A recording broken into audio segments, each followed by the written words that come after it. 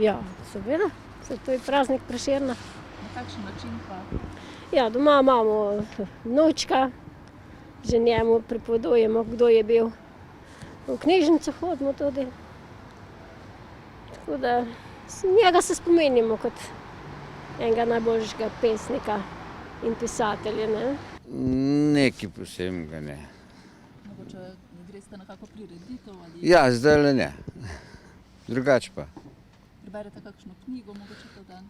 Ne, jaz čitam vsak dan knjige, tako da sem veliki čitalec. No. No, grem na kako predstavitev v krajevni skupnosti, ne, ko imajo predstavitev.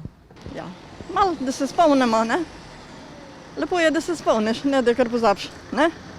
Pa greste na kakšno prireditev? Te pa ne, jaz sem bolana, ne grem drugo kot šivnca, kar moram jeti. Ne moram jeti zdaj več. Pa morda kaj preberete doma? O, te pa, Poslušate te smo pa cajtu, te pa veliko. Je tako s to kulturo, zdaj le delajo pomp za tega Prešerna, sej vsakemu čast. Pol je pa to po jutrišnjem pa pozabljen že. Tako da tu, ja, dobro, je, spomin je, kaj več pa ni.